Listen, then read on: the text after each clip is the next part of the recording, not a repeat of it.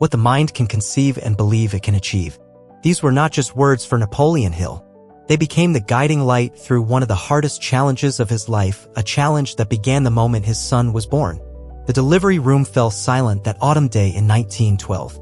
Where there should have been celebration, there was only the sound of whispered consultations between doctors. Napoleon Hill stood frozen as the physician approached, his face grave. "Mr. Hill, your son, he was born without ears. No ear canals. He will never hear. He will never speak." The words hit like physical blows. Napoleon's wife, Florence, clutched their newborn son, tears streaming down her face. The doctors continued their grim prognosis: special institutions, sign language, a life of limitations. They spoke of what Blair would never do, never experience, never become.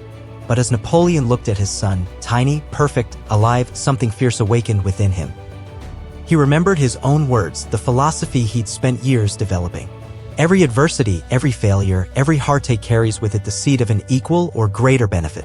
"No," Napoleon said quietly, then louder. "No. My son will hear. He will speak. He will live a normal life." The doctors exchanged glances. Another parent in denial. They'd seen it before. But Napoleon Hill wasn't just any parent. And denial wasn't what drove him, it was belief. From that first night home, Napoleon began what others would call madness. He would hold Blair close and speak to him for hours. Not in sign language. Not in gestures. In words. Full sentences. Stories. Dreams. "Can you hear me, Blair? I know you can. Maybe not with your ears, but with something deeper." Florence watched from the doorway, torn between hope and heartbreak. "Napoleon," the doctors said. "The doctors see what is. I see what can be." Days turned to months. Every morning, Napoleon would place his lips against Blair's skull and speak, believing the vibrations would somehow reach his son. He would tap rhythms on the crib, create vibrations through the floor. He filled Blair's world with the expectation of sound. "Faith is the only known antidote to failure," he would whisper to his son. "And I have faith in you." When Blair was 2, something extraordinary happened. Napoleon was telling him a bedtime story, lips pressed to the base of his skull as always, when Blair laughed.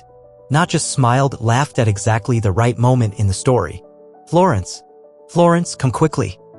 More tests." Blair would turn when Napoleon stomped on the wooden floor. He would react to certain tones. The boy who would never hear was somehow listening. "It's impossible," one specialist said after examining Blair. "The anatomy simply isn't there." "Then he's using something beyond anatomy," Napoleon replied. As Blair grew, so did the miracle. By age 5, he was attempting words. Imperfect, slurred, but unmistakably words. Napoleon never corrected him harshly, never showed frustration. Every attempt was celebrated. Every sound was progress. "You see, Blair," Napoleon would say, holding his son's face gently, making sure he could see his lips. "Strength and growth come only through continuous effort and struggle. You're stronger than any of us because you work harder than any of us." School brought new challenges. Children could be cruel. Teachers, though well-meaning, wanted to put Blair in special programs. Napoleon refused. "He stays in regular classes. He'll keep up." And somehow Blair did. He learned to position himself to catch vibrations. He read lips with uncanny accuracy. He developed a sixth sense for communication that went beyond hearing. When he struggled, Napoleon was there, not with pity but with expectation. "The only disability in life is a bad attitude," Napoleon would remind him. "You don't have a disability. You have a different ability." The breakthrough came when Blair was in college. A hearing aid company had developed a new device, and word of Blair's unique case had reached them. They wanted to test their latest technology on someone who had defied all medical explanation. The day they fitted Blair with the device, Napoleon was there.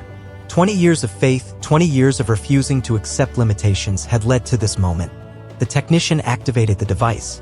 For a moment, nothing. Then Blair's eyes widened. His hand flew to the device. Tears began streaming down his face. "Dad?" Blair's voice was clear, wondering. "Dad, I can hear you. I can really hear you." Napoleon Hill, the man who had written about success, who had interviewed the greatest achievers of his time, broke down completely. Father and son embraced, 20 years of whispered words now fully heard. But the story didn't end with Blair simply hearing. That would have been miracle enough, but Blair Hill was his father's son. He had learned that obstacles were opportunities. Blair took his experience and transformed it into purpose. He joined the hearing aid company not as a patient but as an ambassador. He traveled the country, finding children like himself, children the world had written off.